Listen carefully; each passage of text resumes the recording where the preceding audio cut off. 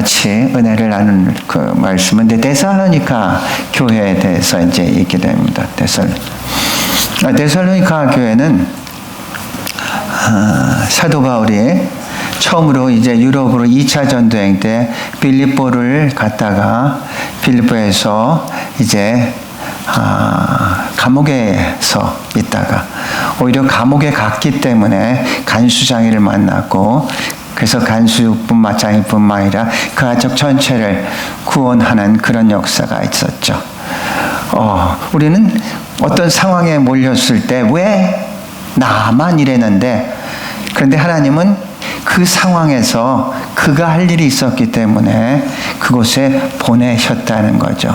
만약에 바울이 빌립보 감옥에 가지 않았으면 간수장이가 만날 그런 기회도 없어서 거기선 구원이 일어나지 않았는데, 거기에 갔기 때문에 그 가족 전체가 구원을 받게 됐죠. 그래서 그 다음에 찾은 곳이 데살로니카입니다. 데살로니카에서 3주 동안의 짧은 기간 동안에 엄청나게 많은 교인들이 회개를 하고 예수를 믿게 되는데, 안타깝게도 데살로니카 사람에 의해 가지고 3주 만에 쫓겨가게 되죠. 그래서 베레아로 갔는데 이 사람들이 베레아까지 쫓아가 가지고 이제 사도 바울을 방해를 하자 어쩔 수 없이 베레아에서 아덴으로 갔다가, 그리고 아덴에서 고린도로 이제 가게 됐습니다. 그래서 사도 바울은 고린도에서 1년 6개월 동안 2차 전도행 때 목회를 하면서 데살로니가 교회에 대해서 굉장히 많이 걱정을 하죠. 자기도 그렇게 박해를 했는데 거기에 남아있는 교인들은 얼마나 힘들을까 이제 걱정을 하다가 디모데를 보냅니다. 과연 거기에 상황이 어떠냐 해서 디모데를 보냈는데, 디모데가 데살로니카에 갔다 와서 보고를 하기를, 그렇게 어려운 가운데도 교인들이 너무 신실하게 신앙생활을 잘하고 있습니다. 이 보고를 받고 바울은 너무너무 기뻤습니다. 와, 그렇구나. 그럼에도 한편에서는 그래도 거기에서 이제 재림의 문제에 대해서 조금 있었기 때문에, 그래서 이제 글을 쓴 게 데살로니가 전서와 이제 후서입니다. 바울과 실로아노와 디모데는 하나님 아버지와 주 예수 그리스도 안에 있는 데살로니카인의 교회에 편지하노니, 은혜와 평강이 너희에게 있을지어다. 우리가 너희 모두로 말미암아 항상 하나님께 감사하며 기도할 때 너희를 기억함은 너희의 믿음의 역사와 사랑의 수고와 우리 주 예수 그리스도에 대한 소망의 인내를 우리 하나님 아버지 앞에서 끊임없이 기억함이니, 하나님의 사랑하심을 받은 형제들아 너희를 택하심을 아노라. 사도 바울은 이제 고린도에서 목회를 하면서 데살로니가 교회를 위해서 기도할 때마다 그 사람들의 이제 이름을 이제 언급을 했죠. 그러다가 이제 보고를 받습니다. 데살로니가 교회가 정말로 신실하게 신앙생활을 하고 있다. 바울이 데살로니가 교회를 그 소식을 듣고 얼마나 기뻐하는지 데살로니가 2장 19절 20절에 이렇게 얘기를 합니다. 우리 주 예수께서 오실 때 그분들 앞에서 우리의 희망이나 기쁨이나 자랑할 면류관이 무엇이겠느냐? 그것은 여러분이 아니겠습니까? 여러분이야말로 우리의 영광이요 기쁨입니다. 그러니까 데살로니가 교회 교인들을 향해서 예수 그리스도의 재림하실 때 우리의 희망과 기쁨이 자랑할 면류관이 무엇이겠습니까? 여러분이 아니겠습니까? 여러분이야말로 우리의 영광과 기쁨입니다. 그 정도로 이 데살로니가 교회 소식을 듣고 바울이 기뻐해서 편지를 쓴 게 바로 데살로니가 이제 전후서입니다. 하지만 여전히 어려움과 유혹 가운데 흔들릴 가능성이 있기 때문에 바울은 이 편지를 통해 성도들을 격려하고 믿음 안에서 굳건히 설 수 있도록 이제 권면하고 있습니다. 오늘 본문의 1절을 보면은 바울과 실로아노와 디모데, 이제 바울과 같이 동역했던 사람입니다. 실로아노는 신라입니다. 신라. 사도행전을 이제 보면은 이제 1차 전도여행 때 바나바와 바울과 마가가 이제 떠났습니다. 그런데 마가가 버가라는 곳에서 특별한 말도 없이 혼자 이제 철수를 했습니다. 특별한 무슨 이유는 구체적으로 성경에는 언급되고 있지를 않습니다. 하지만 같이 갔었던데 그런데 혼자 이제 돌아왔습니다. 바나바와 바울이 1차 선도 여행을 잘 마치고 그리고 2차 선교 여행을 떠날 때 바나바는 마가를 데려가자 얘기를 했습니다. 근데 바울은 안 된다고 얘기를 하죠.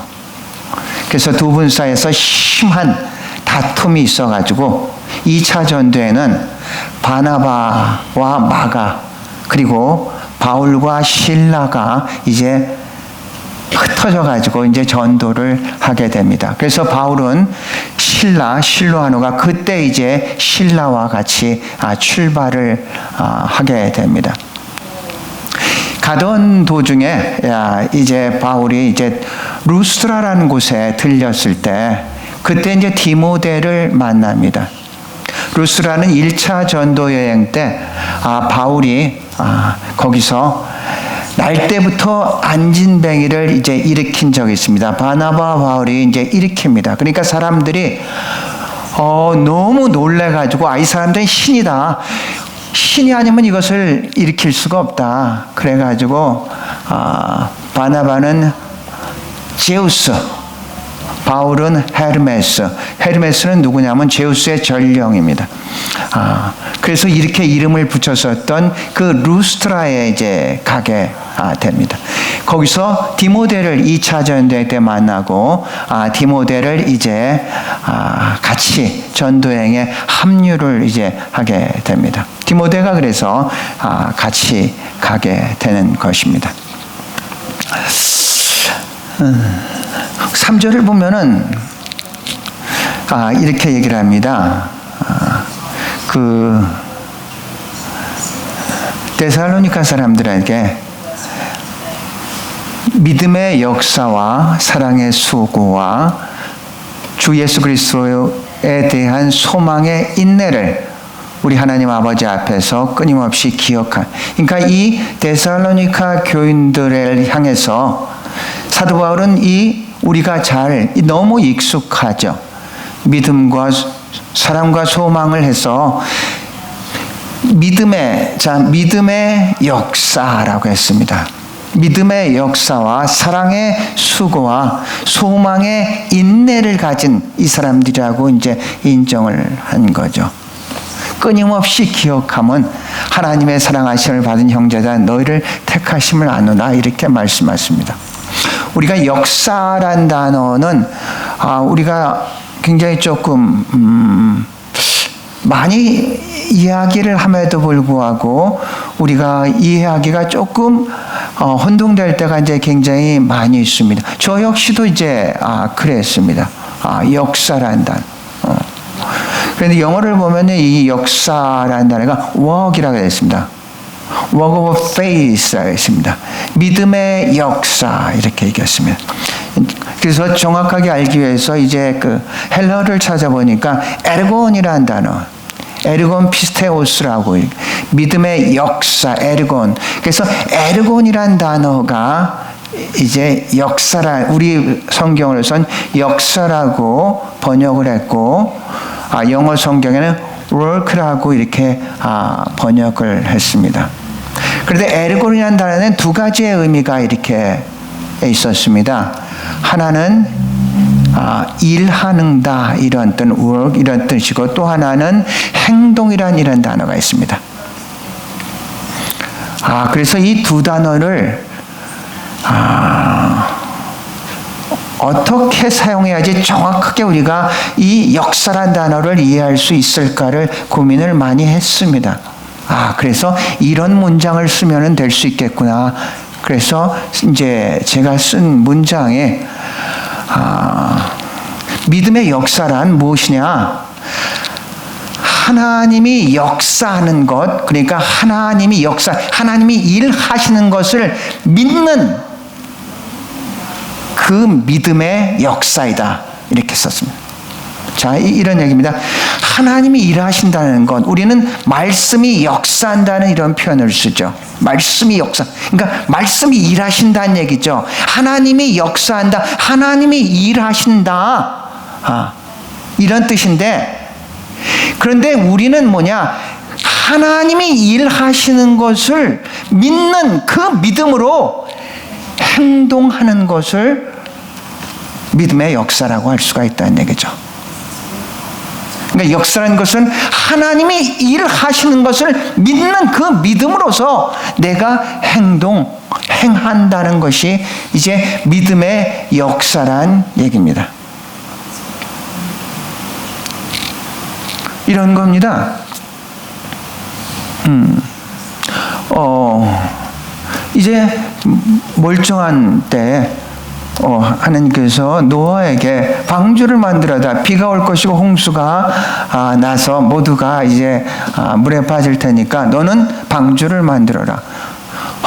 아무런 근거도 없는데, 그런데 하나님의 말씀이기 때문에 그것을 믿고 이제 행동으로서 이제 취하게 되는 거죠.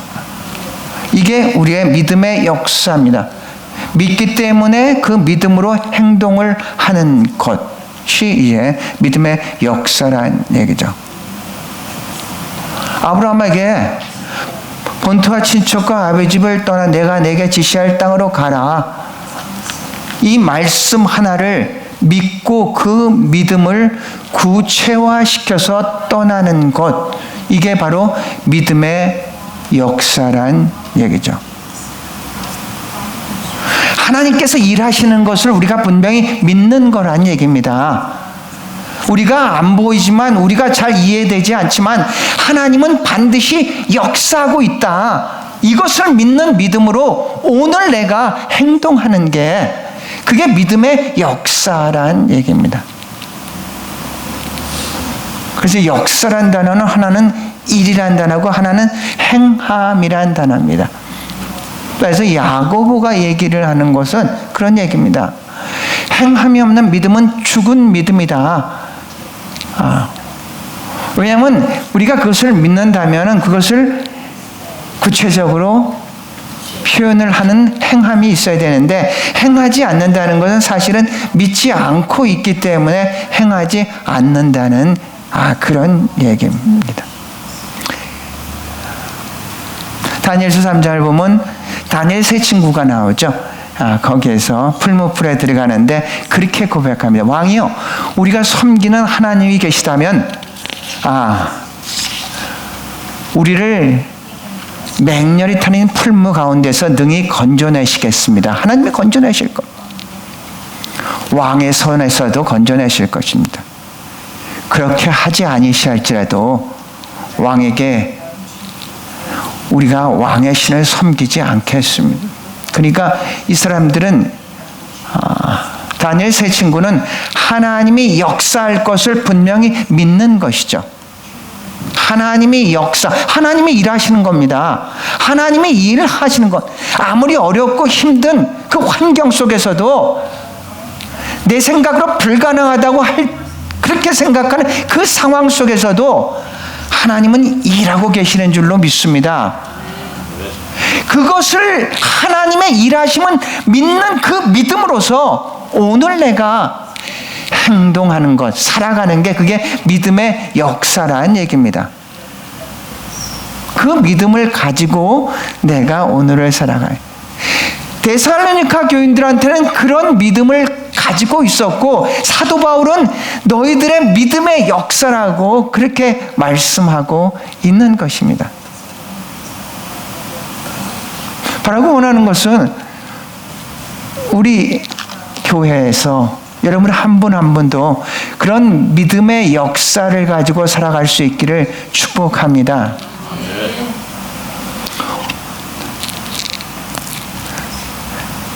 그다음에 사랑의 수고라고 얘기를 했죠. 사랑의 수고. 사랑은 결국 가벼운 말이나 감정으로만 완성되지 않습니다. 진정한 사랑은 헌신과 희생, 즉 수고를 동반합니다. 헌신과 희생, 수고를 동반하는. 예수님께서 우리에게 보여주신 십자가의 사랑이 이제 바로 그런 사랑이죠. 십자가의 사랑이나 예수 그리스도께서 인류의 죄를 대신 짊어지고 십자가에 못 박혀 죽으심으로써 나타내신 하나님의 무조건적이고 희생적인 사랑을 얘기를 합니다. 십자가의 사랑이라는 것은 나를 위한 사랑이 아니라 이타적인 사랑이 아니라 이기적인 사랑이 아니라 이타적인 너를 위한 사랑입니다. 어떤 조건을 형성되면 그때 사랑하겠다 하는 것이 아니라 무조건적으로 있는 그대로를 사랑하겠다는 그런 사랑을 얘기를 하고 있습니다. 십자가는 예수 그리스도 전에는 이것은 가장 극형을 처하는 형틀이었습니다. 하지만 예수 그리스도를 통과하고 나서 이 십자가는 사랑의 상징으로 변했습니다. 십자가에서는 두 가지의 사건이 동시에 이루어졌습니다. 하나는 하나님의 공의와 하나님의 사랑이 이루어졌죠. 죄를 지었으니까 반드시 누군가가 죽어야 되는데 구약에서는 짐승이 대신 죽었지만 이제 십자가에서는 예수 그리스도께서 인류의 죄를 대속해서 못 박혀 돌아가심으로 누구든지 그 사건을 믿는 자들은 구원을 얻게 되었습니다. 그래서 대가를 치렀습니다. 공의가 이루어졌고 그 사건을 통해서 예수 그리스도의 그 무한한 사랑을 우리에게 보여주신 줄로 믿습니다. 이제 그런 겁니다. 십자가의 사랑. 삶은 종종 우리에게 실망과 좌절, 고난과 어려움을 가져옵니다. 왜 없겠습니까? 그렇죠? 여러분이나 저나 우리 교회나 세상을 살아있다는 것은 사실은 문제가 있다는 겁니다. 왜 나만 그렇습니다가 아니라 모든 사람들에게 다 마찬가지죠. 문제 없는 곳은 어디 있습니까? 단 한 군데 있겠죠. 저 공동묘지에 가면 거기에는 문제가 이제 없습니다. 공동묘지 외에는 모든 살아가고 있다는 것은 문제가 있다는 거죠. 데살로니가 교회도 물론 문제가 있습니다. 바울이 데살로니가 성도들에게 강조했던 그 모든 문제를 이겨내갈 수 있는 그런 사랑을 얘기를 하고 있습니다.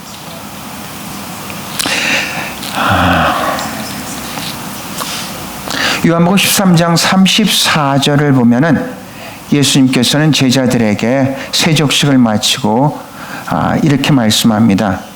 난 너에게 새 계명을 주겠다.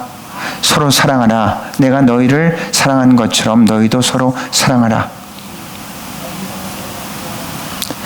하나님께서 우리를 사랑하신 것은 먼저 사랑하신 것은 우리도 사랑을 받은 자로서 사랑하며 살라는 이야기죠. 심리학적으로 누가 잘 사랑을 하냐면 사랑을 받아본 사람이 사랑을 할 수가 있습니다.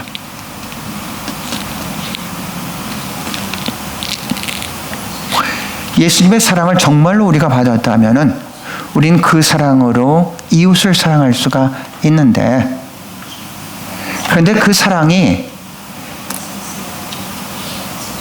구체적으로 정말 우리의 가슴으로 이렇게 받았느냐, 아니면 누군가가 의해서 받았다고 얘기를 하니까 받은 줄 알고 관념적으로 우리 이렇게 신앙생활을 하느냐. 그것은 내가 받은 사랑을 그대로 남한테 표현할 수 있다면은 그 사람은 구체적으로 사랑을 받은 사람인데, 그렇지 않고 제3자가 얘기한 그레테들아 구원받았다더라, 하나님의 1대1의 관계가 아니라 제3자가 개입한 관계로서 내가 예수를 믿고 있다면은 우리의 사랑은 우리가 받은 그대로 표현할 수밖에 없는데 관념적으로 우리가 표현할 수밖에 없다는 얘기입니다. 베드로후서는 일면 소망의 서시입니다. 세 번째는 소망의 인내입니다. 소망의 인내란 단순한 고통스러운 상황을 참고 견디는 것이 아니라 하나님께서 주신 약속과 미래에 대한 확신으로부터 비롯되는 인내를 가리킵니다. 즉 우리가 바라는 것이 단순한 인간적인 기대에 머무는 것이 아니라 하나님의 언약과 예수 그리스도 안에서 이미 보증된 소망을 붙들고 기다리기 때문에 가능한 인내입니다. 인내는 단순히 우리의 어려움을 참는 게 아닙니다. 인내는 소극적인 게 아닙니다. 인내는 적극적인 겁니다. 마치 마태복음 25장에 10명의 신랑을 기다리는 처녀들이 있었습니다. 슬기로운 5 처녀는 열심히 기름을 준비하고 등불을 켜고 기다리고 있었던 것이죠. 인내라는 것은 그런 겁니다. 준비하는 겁니다. 그냥 막연하게 현실의 고통을 사라지기를 기다리는 그런 게 아니라 그날을 준비하는 그런 마음을 가지고 기다리는 겁니다. 베드로전서는 일명 소망의 서시입니다. 시대역병은 본격적인 기독교 박해가 시작될 때 여러 지역에 흩어져 사는 성도들에게 믿음과 그리스도 안에 있는 산 소망을 가지라고 얘기합니다. 베드로전서는 소망의 서신이고 가장 핵심적인 단어는 산 소망입니다. 산 소망이라고 얘기한다는 것은 죽은 소망도 있다는 얘기죠.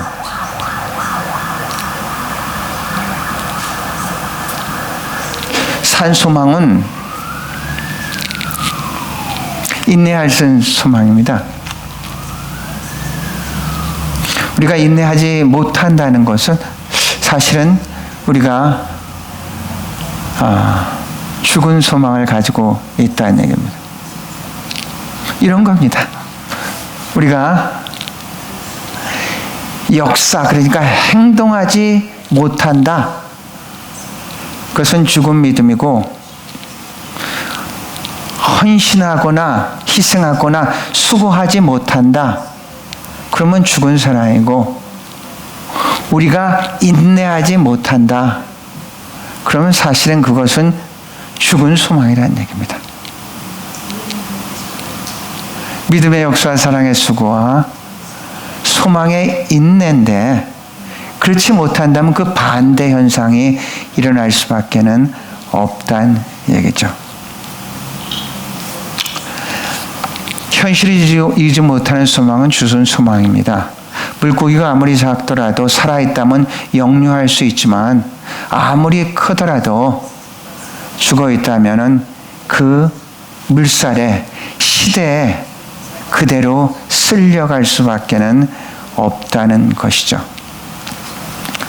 희망의 신학자라는 몰트만이라는 분이 있습니다.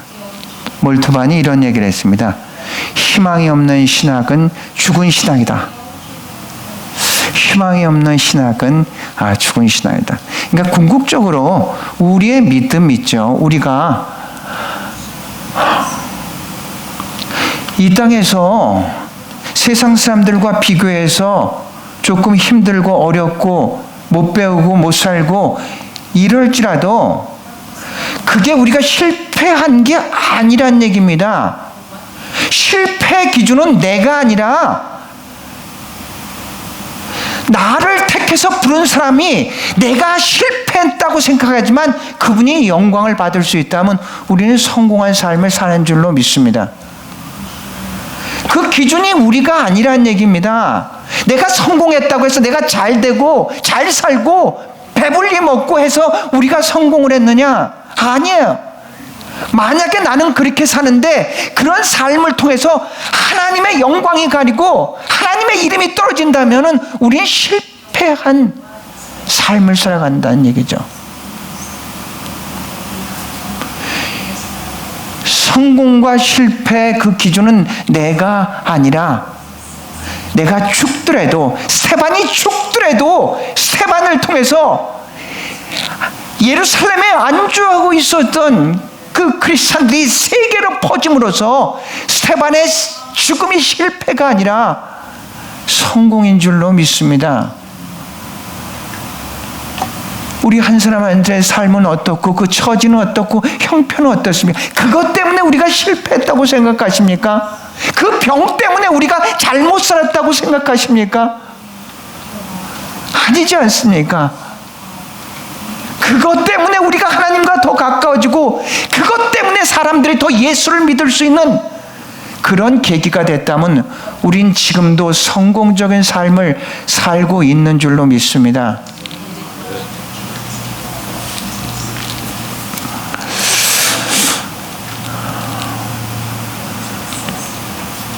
인내는 단순히 견디는 게 아니라 손 안에서 적극적으로 기다리고 준비하는 겁니다. 매 순간 주어진 위치에서 성실히 감당하며 깨어서 사는 것입니다. 히브리서 6장 19절에 우리가 이 소망을 가지고 있는 것은 영혼의 닷 같아서 소망 닷 같아서 튼튼하고 견고히 휘장 안으로 들어간다고 해요. 그러니까 우리가 소망이 있다는 것은 영혼의 닻이라고 했습니다. 풍파가 치더라도 흔들리지 않고 하나님 앞으로 갈 수 있고 평안히 살아갈 수 있는 그런 소망의 영혼의 닻과 같다고 했습니다.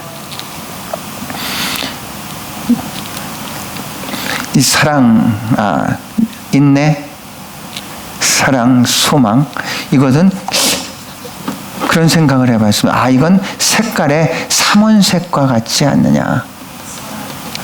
고린도 전서 13장 믿음, 소망, 사랑, 그 중에 제일은 사랑이다 이렇게 얘기했는데 이 세 가지는 어느 하나도 우리가 없어서는 신앙생활이 안 되는 반드시 필요한 그런 거죠.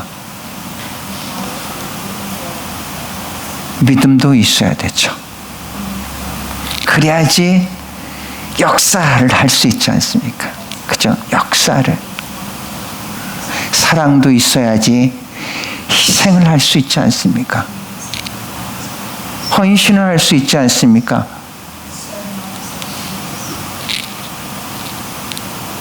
소망이 있어야지 우리 인내할 수 있지 않습니까? 말씀을 마칩니다. 행함이 없는 믿음은 죽은 믿음이고 희생이 없는 사랑은 죽은 사랑입니다. 인내가 없는 소망은 죽은 소망입니다. 믿음, 사랑, 소망이라는 이 세 가지의 덕목은 우리 신앙생활의 중심이요 핵심입니다.